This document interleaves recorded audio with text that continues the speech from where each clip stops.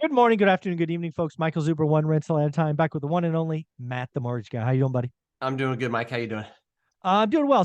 There was a video, probably several videos, but one that I saw from Patrick Bet David from Valuetainment talking about his call for 30-year mortgage rates, owner occ to be above 10%. Did you see that video, or at Yeah, least I one of them? actually, I actually did run across it. I like PBD and his stuff. He's got Yeah. some good content for sure.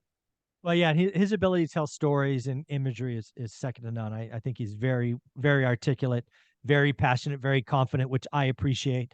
And again, he made this call of 10% mortgage rates months ago when mortgage rates were 5. So we're halfway there, right? I mean, if you squint, you can call mortgage rates 7.5 today. So he's halfway there. So I think it's worth having a conversation about mortgage rates potentially hitting 10%.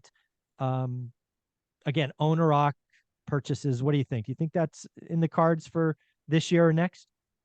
I mean, this year I would call it impossible. I think Next year that's I'd fair. call it unlikely. I always reserve the right to change my mind, and and I know Mhm. that if you would have asked me about 7.5 3 months ago, I would have said no. Right. When you said 8, I said you're out of your mind. Now that we're, you know, Pretty close. Yeah. pretty close, I'm like, well, shit, Zuber, maybe Maybe it's you're true, right. right? A couple things that make me doubt we go that high. And one really interesting thing that Barry Habib brought up in a call that I was on this week was this huge spread between the Yes. 10-year and current mortgage rates. That's generally not that high. Yeah, I've talked about that. Yeah. Yeah, and a reason I didn't even really think about before was the fact that, like, you can't sell these loans. There's no value in servicing. Who wants Mhm. to buy one of these when they think people aren't going to hold on to this paper? They're going to refinance out of it, right? Exactly. And so if those people are not wanting to buy, saying this is not worth anything because rates will Mhm. be lower and people will refinance out of this, who am I as a layman to think that rates would be 10, where this would be valuable? People would actually hold on to it. Mhm.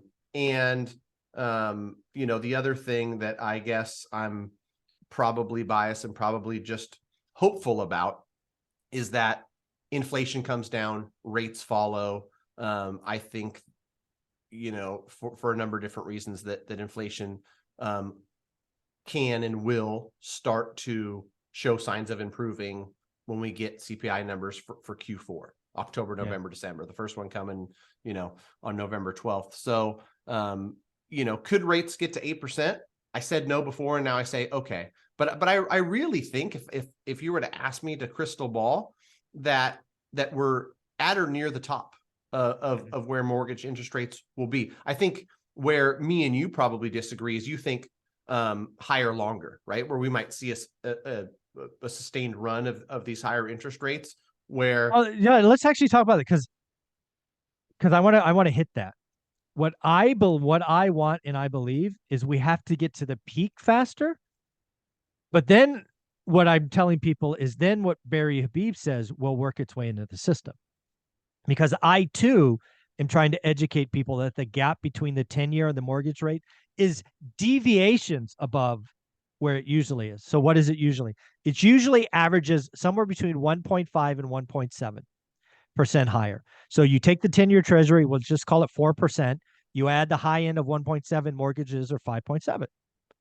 Today, mortgages are 7%. Again, just rounding numbers. That's a 300 basis point move. That's a deviation or two above standard. So this is how I look at the situation.